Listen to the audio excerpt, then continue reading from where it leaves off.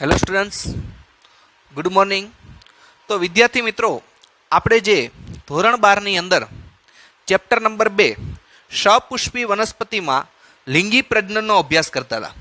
તો વિદ્યાર્થી મિત્રો, આ સપુષ્પી વનસ્પતિમાં લિંગી પ્રજનનની અંદર આપણે જે લાસ્ટ લેક્ચર હતો તેની અંદર જોયું હતું કે પૂર્વ ફલનની ઘટનાઓ અને રચનાઓ, મતલબ કે ફલન થાય એ પહેલાંની કઈ કઈ ઘટનાઓ બને છે અને ફલન છે એ કઈ રચનાઓ દ્વારા થાય છે તેનો આપણે અભ્યાસ કરવાનો હતો.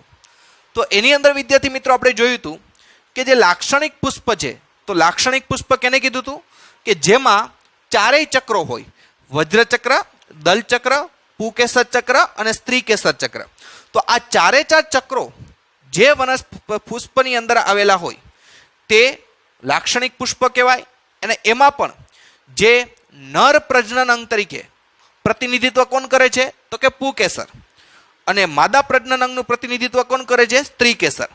એની અંદર આપણે પુકેસરની થોડીક રચના જોઈ હતી. તો આપણે જોયું હતું કે પુકેસરનું બીજું નામ છે લઘુ બીજાણુ પર્ણ. આપણે નીટ માટે બંને શબ્દો યાદ રાખવા જરૂર છે. તો આજે આપણે વિદ્યાર્થી મિત્રો જોશું પુકેસરની આંતરિક રચના વિશે અભ્યાસ કરશું. તો સૌપ્રથમ તો આપણે જોઈએ કે આપણે લાસ્ટ લેક્ચરની અંદર પુકેસર જોયું હતું. આ રીતની રચનાને શું કહેવાય? પુકેસર કહેવાય, જે નર પ્રજનન અંગનું પ્રતિનિધિત્વ કરે છે.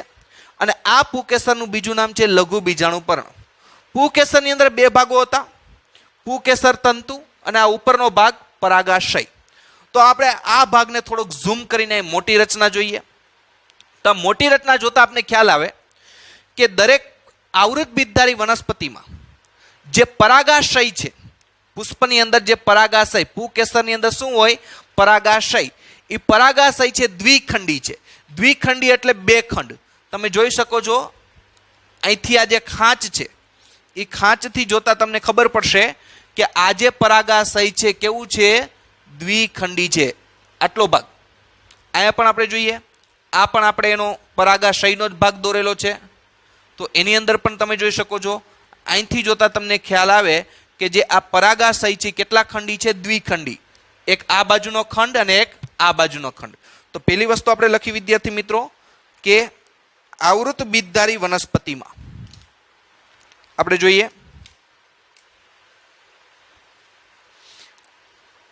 આવૃત બીજધારી વનસ્પતિમાં. તો આપણે એમ લખી શકીએ કે આવૃત બીજધારીમાં જે પરાગાશય છે,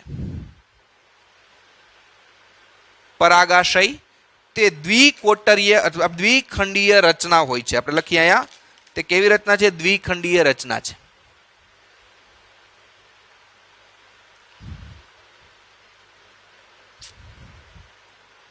તો જોઈએ એની અંદર કે જે પરાગાશય છે, આવૃત બીજધારી વનસ્પતિમાં પરાગાશય કેવી રચના છે? દ્વિખંડીય. અહીંથી આપણે જોતા ખબર પડી શકે, એક આ બાજુનો ખંડ અને એક આ બાજુનો ખંડ. અહીંયા પણ જોઈ શકો આ બાજુનો ખંડ, આ બાજુ બે ખંડ ધરાવે છે. હવે વિદ્યાર્થી મિત્રો, દરેક ખંડ બે કોટર ધરાવે છે. આપણે લખીએ અહીંયા કે દરેક ખંડ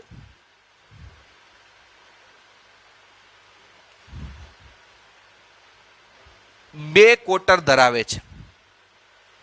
એટલે કે દરેક ખંડ આપણે એમ કહી શકીએ દ્વિકોટરીય હોય છે. દ્વિકોટરીય હોય છે. તો વિદ્યાર્થી મિત્રો, પહેલી વસ્તુ એ યાદ રાખવાની કે જે પરાગાશય હોય છે એ દ્વિખંડી હોય છે. દરેક ખંડમાં બે કોટર હોય. કોટર મતલબ પોલાણ, જગ્યા. તો આપણે જોઈએ વિદ્યાર્થી મિત્રો કે આ રીતના અહીંયા દ્વિખંડીય પરાગાશય છે, દ્વિખંડીય રચના છે. એક ખંડા, એક ખંડા. હવે એમાં તમે જોઈ શકો વિદ્યાર્થી મિત્રો, આ માનો કે એક ખંડ છે. એક ખંડમાં બે કોટર છે. ક્યાં ક્યાં બે કોટર? એક અહીંયા છે એ કોટર અને એક ઉપર છે એ કોટર. તો આપણે જોઈ શકો એક આ કોટર અને એક આ કોટર. તો આપણે કહી શકીએ કે પરાગાશય છે એ ખંડ બે. બરોબર, નીટમાં ધ્યાન રાખજો વિદ્યાર્થી મિત્રો. જો આપને પૂછે કે પરાગાશયની અંદર ખંડ કેટલા છે તો આપણે બે લખવા પડે. એક આ ખંડ, એક આ ખંડ. અહીંયા પણ જોઈ શકો છો બે ખંડ. પણ આપને એમ પૂછે કે એક ખંડમાં કેટલા કોટર હોય, તો આ એક ખંડ થયું. આ એક ખંડમાં કેટલા કોટર? બે કોટર. એક આ કોટર અને એક ઉપરનો કોટર. આ બીજો ખંડ છે એમાંય બે કોટર. એક આ ક્વોટર અને એક આ નીચેનો ક્વોટર. તો આ રીતના આપણે કહી શકીએ કે દરેક ખંડમાં 2 ક્વોટર હોય છે. ક્વોટર એટલે કે પોલાણ જગ્યા. જો વિદ્યાર્થી મિત્રો તમને ખ્યાલ ન આવતો હોય તો આપણે તમે બજારની અંદર આવતા મોટા મરચા જોયા હશે લીલા રંગના. એ મોટા મરચાને તમે અડધેથી કાપી નાખશો અને ઉપરથી જોશો તો તમને એમાં 4 પોલાણ દેખાશે. 4 ક્વોટર તમે એમાં પણ અભ્યાસ કરી શકો. અથવા આપણે ઘણી વખત ક્યાંય હોટલની અંદર જમવા જઈએ ત્યારે વેઇટર છે, એ વેઇટર છે એક વાસણ લઈને આવે જેમાં 4 ખાનાઓ હોય. તેમાં ઘણી વખત ચારેયમાં સંભારા ભરેલા હોય, ઘણી વખત 2માં શાક હોય, 2માં સંભારો હોય, અથવા તો ઘણી વખત 2માં શું હોય છે કે દાળ કેવું કંઈક રાખે છે. તો એ 4 શું થયા? એના ક્વોટર થયા. પોલાણવાળી જગ્યા હતી, એની અંદર દાળ નાખ્યો, સંભારો નાખ્યો, જે કાંઈ નાખે. તો આ રીતના વિદ્યાર્થી મિત્રો આપણે કહી શકીએ કે દરેક ખંડમાં 2 ક્વોટર હોય. તો વિદ્યાર્થી મિત્રો તમને નીટની અંદર પૂછાય કદાચ અથવા બોર્ડની અંદર પૂછાય કે દરેક ક્વોટરની અંદર આપણે જોઈ ગયા કે દરેક ખંડની અંદર 2 ક્વોટર. તો પરાગાશય કેટલા ક્વોટરીય રચના છે? જો આપને એમ પૂછે કે વનસ્પતિમાં આવૃત બીજધારી વનસ્પતિમાં પરાગાશય છે કેટલા ક્વોટરીય રચના છે, તો આપણે લખવું પડે પરાગાશય છે તે ચતુષ્કોટરીય રચના ધરાવે છે. 4 ક્વોટરીય રચના તેની અંદર આવેલી હોય છે. તો આપણે લખી પરાગાશય. પરાગાશય પરાગાશય ચતુષ્કોટરીય રચના ધરાવે છે. આપણે જોઈએ પરાગાશય ચતુષ્કોટરીય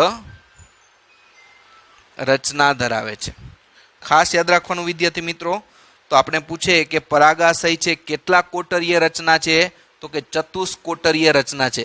પણ જો વિદ્યાર્થી મિત્રો આપણે એમ પૂછે કે પરાગાશય છે કેટલા ખંડીય રચના છે, તો દ્વિખંડીય રચના કહેવાય. પણ આપણે એમ પૂછે કે પરાગાશય કેટલા કોટરીય રચના છે, તો 2 ક્વોટર એક ખંડમાં, બીજા 2 ક્વોટર બીજા ખંડમાં. તો આપણે શું કરવાનું? ચતુષ્કોટરીય લખવાનું. પણ આપણે એમ પૂછે કે દરેક ખંડમાં કેટલા ક્વોટર હોય, તો આપણી પાસે 2 ખંડ છે. દરેક ખંડમાં કેટલા હોય? 2 ક્વોટર આવેલા હોય. હવે ત્યારબાદ વિદ્યાર્થી મિત્રો આપણે જોઈએ કે ઘણીવાર આ જે પરાગાશય હોય તેને લંબાઈને અનુસરીને આયામ ધરી આવેલી હોય. તો આ જોવો છો, આયામ એટલે ઊભી. તો આપણે જોઈએ કે આ પરાગાશય છે, એની લંબાઈ કેટલી છે, તો કે આટલી. જ્યાં સુધી પરાગાશયની લંબાઈ છે ત્યાં આયામ ઊભી ધરી આવેલી હોય. આ જોઈ શકો છો કેવી ધરી હોય છે? આયામ ધરી. તે ખાંચ વડેથી એકબીજાથી જુદા પડે છે. તો આપણે જોઈએ કે ઘણીવાર લંબાઈ અનુસાર આવેલી, આપણે લખી ઘણીવાર લંબાઈ અનુસાર આવેલી, લંબાઈ અનુસાર આવેલી કે જેટલી પરાગાશયની લંબાઈ હોય એ લંબાઈ અનુસાર કઈ ધરી આવી હોય, તમે જોઈ શકો છો ઊભી ધરીને આયામ ધરીની, આયામ ધરીની ખાંચ વડે, આયામ ધરીની ખાંચ વડે એકબીજાથી જુદા પડે છે. એકબીજાથી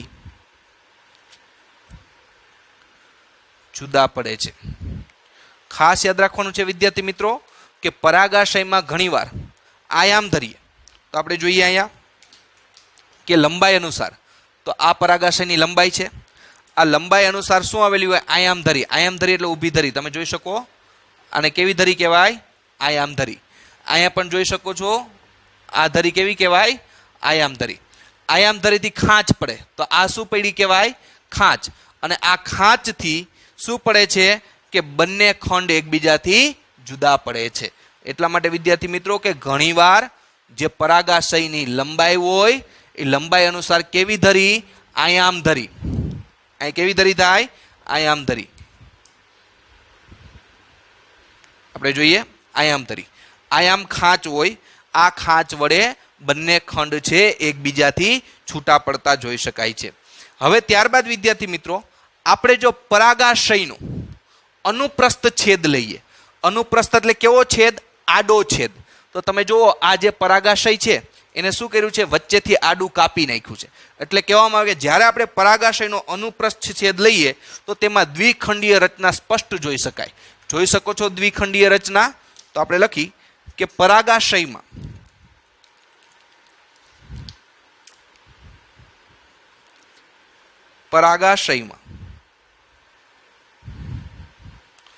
અનુપ્રસ્થ છેદમાં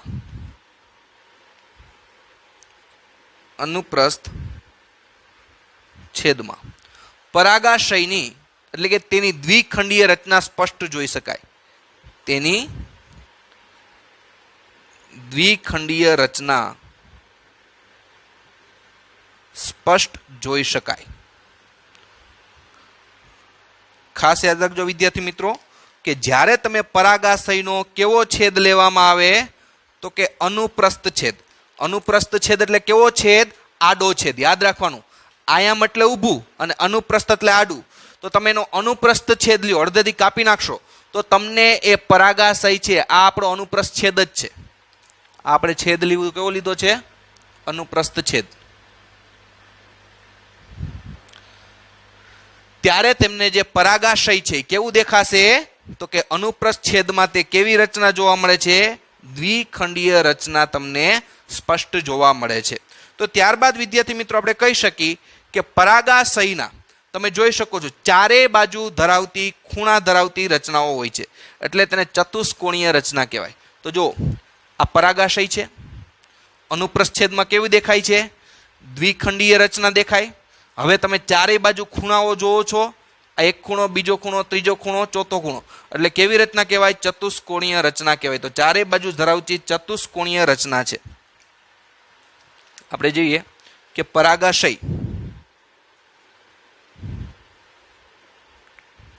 પરાગાશય ચારે બાજુ ધરાવતી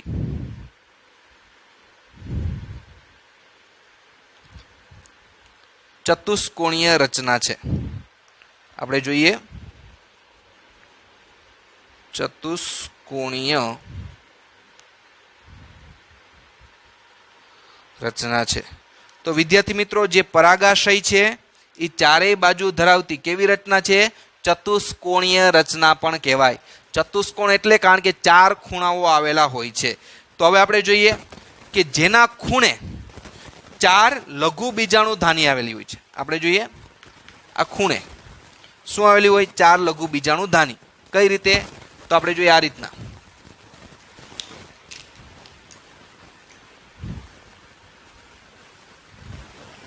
આ એક લઘુ બીજાણુ ધાની, આ બીજું લઘુ બીજાણુ ધાની, આ ત્રીજી લઘુ બીજાણુ ધાની અને આ ચોથી લઘુ બીજાણુ ધાની. તો આપણે લખી શકીએ કે એના જે ચાર ખૂણા છે એ ચારેય ખૂણે શું આવેલી હોય છે? લઘુ બીજાણુ ધાની આવેલી હોય છે. જેના ખૂણે ચાર લઘુ બીજાણુ ધાની આવેલી હોય છે. જેના ખૂણે ચાર લઘુ બીજાણુ ધાની આવેલી હોય છે. લઘુ બીજાણુ ધાની આવેલી હોય છે. તો વિદ્યાર્થી મિત્રો આપણે જોઈએ કે તેના ચાર ખૂણા છે, એ ચારેય ખૂણે શું આવેલી હોય છે? લઘુ બીજાણુ ધાની. તો આપણે જોઈએ આ શું છે? લઘુ બીજાણુ ધાની.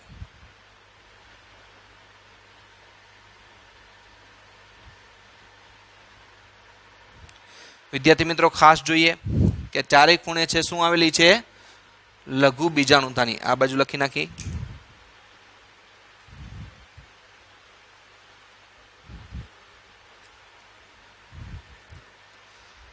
હવે વિદ્યાર્થી મિત્રો આપણે જોઈએ, આપણે સમજવાનું છે કે પરાગાશય છે એ પરાગાશય છે એનો તમે અનુપ્રસ્થ છેદ લેશો તો તમને દ્વિખંડીય રચના જોવા મળશે. એટલે કે બે ખંડ જોવા મળે, પહેલો ખંડ, બીજો ખંડ. હવે દરેક ખંડમાં કેટલા કોટર હોય? તો કે બે કોટર હોય. એક કોટર, બે કોટર. કોટર એટલે પોલાણ. અને ઈ પોલાણની અંદર શું આવેલી હોય? લઘુ બીજાણુ ધાની. તો પોલાણ કેટલા થાય? ચાર. કારણ કે દરેક ખંડમાં બે કોટર. એક ખંડમાં બે કોટર, બીજા ખંડમાં બે કોટર, એટલે ટોટલ કેટલા થયા? ચાર કોટર થયા. એ ચારે ચાર કોટરમાં શું આવેલી હોય છે? લઘુ બીજાણુ ધાની. તો આપણે વિદ્યાર્થી મિત્રો પૂછે કે એક પરાગાશયની અંદર કેટલી લઘુ બીજાણુ હોય? તો કે ચાર લઘુ બીજાણુ ધાની આવેલી હોય છે. અને લઘુ બીજાણુ મતલબ ખબર છે ને વિદ્યાર્થી મિત્રો? પરાગરજ. અને પરાગરજ જેની અંદર વિકસે એને શું કહેવાય? લઘુ બીજાણુ ધાની. બરોબર યાદ રાખજો વિદ્યાર્થી મિત્રો. બરોબર છે. તો આપણે જોઈએ અહીંયા ફરીથી કે પરાગાશયના ચારેય ખૂણે, આ 4 ખૂણા હતા, ચારેય ખૂણામાં કેટલા કોટર હતા? 4 કોટર હતા. એ કોટરની અંદર શું આવેલું હોય છે? તો કે એ ચતુષ્કોણીય રચના થાય ને ચારેય ખૂણે એક એક લઘુ બીજાણુ ધાની આવેલી હોય, એટલે 4 શું આવેલી હોય છે? લઘુ બીજાણુ ધાની આવેલી હોય છે. દરેક ખંડમાં 2 લઘુ બીજાણુ ધાની. તો કેટલા ખંડ છે પરાગાશયમાં? 2. દરેક ખંડમાં, આ એક ખંડમાં 2 લઘુ બીજાણુ ધાની, આ બીજા ખંડમાં 2 લઘુ બીજાણુ ધાની. તો દરેક ખંડમાં 2 લઘુ બીજાણુ ધાની આવેલી હોય છે. ટોટલ 4 લઘુ બીજાણુ ધાની હોય, એમાંથી દરેક ખંડમાં 2 લઘુ બીજાણુ ધાની આવેલી હોય છે.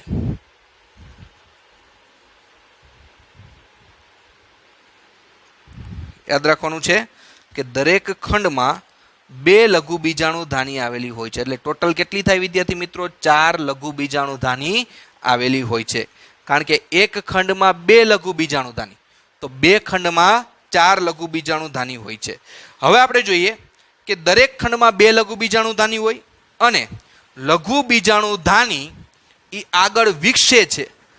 લઘુ બીજાણુ ધાની આગળ વિકસે છે. તો આપણે લખીએ અહીંયા કે આગળ એનો લઘુ બીજાણુ ધાનીનો શું થાય? વિકાસ થાય છે. તો લઘુ બીજાણુ ધાની આગળ વિકસે છે. લઘુ બીજાણુ ધાનીનો શું થાય છે? આગળ વિકાસ થાય છે. અને વિકાસ થઈને તે શેમાં ફેરવાય છે? તો કે તે પરાગ કોટર કે પરાગ કોથળીમાં ફેરવાય છે. તો આ લઘુ બીજાણુ ધાની છે એ વિકાસ પામે અને વિકાસ પામીને આપણે લખી વિકાસ પામીને તે પરાગ કોથળી કે પરાગ કોટરમાં વિભેદિત પામે છે. આપણે જોઈએ કે પરાગ કોથળીમાં પરિણમે છે. પરાગ કોથળીમાં પરિણમે છે. ખાસ યાદ રાખવાનું છે વિદ્યાર્થી મિત્રો કે તે વિકાસ પામીને પરાગ કોથળીમાં પરિણમે છે. અને પરાગ કોથળીને બીજું કહેવાય પરાગ કોટર. 2 નામ યાદ રાખવાના છે. પરાગ કોથળીને બીજું શું કહેવાય? પરાગ કોટર. અહીંથી વિદ્યાર્થી મિત્રો થોડુંક આપણે સમજવાનું છે કે પરાગાશયના 4 ખૂણા હોય, ચારેય ખૂણે શું આવેલી હોય? લઘુ બીજાણુ ધાની આવેલી હોય. હવે દરેક ખંડમાં, તો એક ખંડમાં કેટલી હોય? 2 લઘુ બીજાણુ ધાની હોય, એટલે ટોટલ 4 લઘુ બીજાણુ ધાની થઈ. હવે આ લઘુ બીજાણુ ધાની આગળ વિકાસ પામે અને એ લઘુ બીજાણુ ધાનીને શું કહેવાય? પરાગ કોથળી તરીકે ઓળખવામાં આવે છે. પરાગ કોથળી એટલા માટે કારણ કે હવે સમજો, આ જે પરાગાશયની જેટલી લંબાઈ છે એટલી લંબાઈ સુધી અહીંયા કોટર આવેલું છે અને એ કોટરની અંદર શું આવેલી છે? તો કે ભાઈ લઘુ બીજાણુ ધાની આવેલી છે. એ કોટરની અંદર શું આવેલું હોય? લઘુ બીજાણુ ધાની. અને એ લઘુ બીજાણુ ધાનીની અંદર શું વિકસતી હોય? પરાગ રજ વિકસી જાય, એટલે એને કહેવાય પરાગ કોથળી. બરોબર છે. કારણ કે આપણે જોઈએ કે તેની અંદર શું ભરેલું છે? પરાગરજ. તેથી તેને શું કહેવામાં આવે છે? પરાગ કોથળી તરીકે ઓળખવામાં આવે છે. અને આ પરાગ કોથળી કેટલી હોય? તો કે પરાગાશયની લંબાઈ અનુસાર આયામ રીતે તે પરાગરજથી ભરેલી હોય છે. કેટલી હોય છે? તો કે આ જે પરાગાશયની લંબાઈ અનુસાર આપણે અહીંયા લખી, ઉપર લખી નાખી છીએ, તમારે નીચે જ લખવાનું છે. અહીંયા લખી છીએ કે પરાગાશયની લંબાઈ અનુસાર આપણે જોઈએ કે આ પરાગ કોથળી કેવડી હોય છે? કે જેવડી પરાગાશયની લંબાઈ છે. તો પરાગાશયની લંબાઈ કેટલી છે? આટલી છે. તો લંબાઈ અનુસાર કઈ ધરીએ? આયામ ધરીએ. આયામ ધરીએ એટલે ઊભી ધરીએ. લંબાઈ અનુસાર આયામ ધરીએ તેમાં પરાગરજ ભરેલી હોય છે. તેમાં પરાગરજ ભરેલી હોય છે. ખાસ યાદ રાખવાનું છે તેમાં શું ભરેલી હોય છે? પરાગરજથી ભરેલી હોય છે. આ વિદ્યાર્થી મિત્રો વાત થઈ પરાગાશયની રચના. આપણે અહીં દોરી નાખી, જેમ કે લઘુ બીજાણુ ધાની,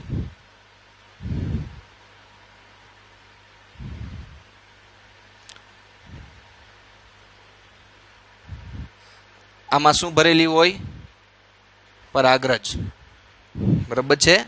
તો આપણે જોઈએ આની અંદર આપણે જોઈએ કે પરાગરજ આવેલી હોય છે અને એનું જ્યારે સ્ફોટન થાય ત્યારે તેમાંથી પરાગરજ છૂટી પડે. પહેલાં આપણે આટલી રચના જોઈએ, પછી આપણે આગળ સમજી. પહેલેથી જોઈએ આપણે કેની રચના જોવાની છે? પુકેસરની આંતરિક રચના જોવાની છે. તો વિદ્યાર્થી મિત્રો, પુકેસરને શું કહેવાય? તો કે લઘુ બીજાણુ પર્ણ કહેવાય.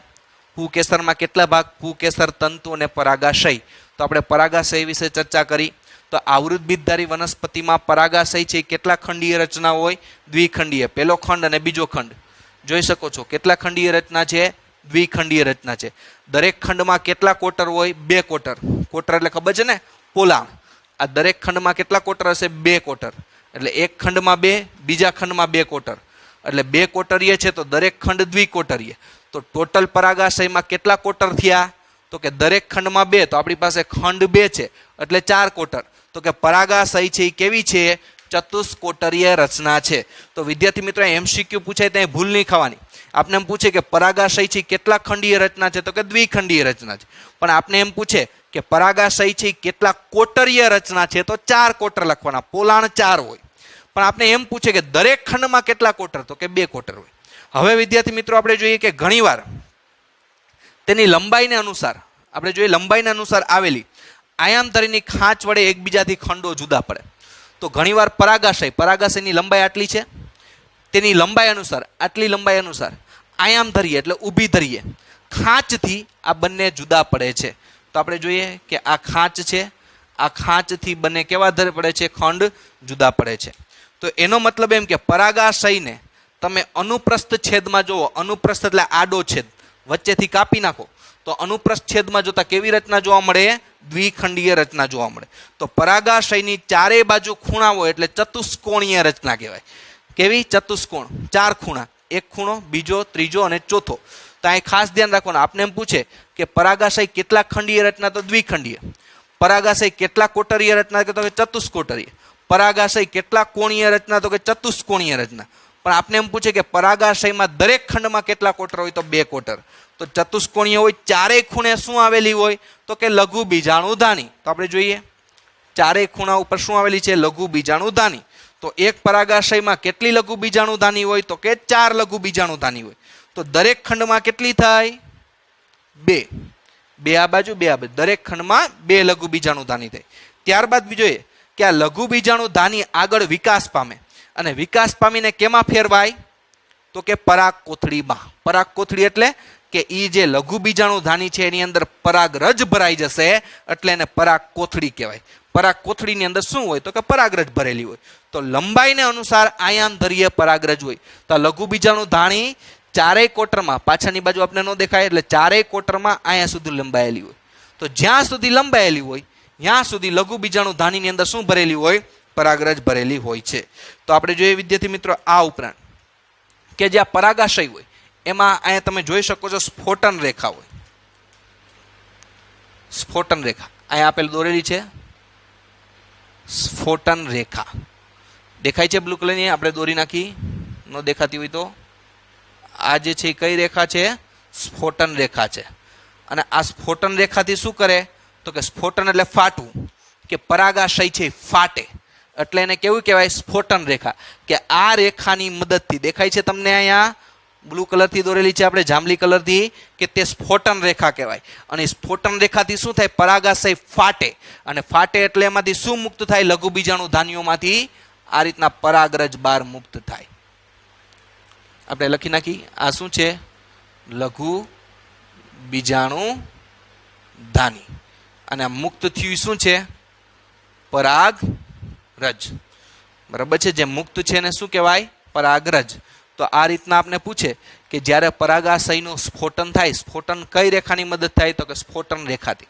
અને સ્ફોટન થાય તેમાંથી શું મુક્ત થાય? પરાગરજ મુક્ત થાય છે. તો વિદ્યાર્થી મિત્રો, આ વાત થઈ પુકેસરની આંતરિક રચના. હવે નેક્સ્ટ લેક્ચરની અંદર આપણે જોશું આ લઘુ બીજાણુધાની છે. આ લઘુ બીજાણુધાનીની આપણે આંતરિક રચનાનો અભ્યાસ કરવાનો છે. ઓકે વિદ્યાર્થી મિત્રો, અહીં સુધી રાખી. Thank you.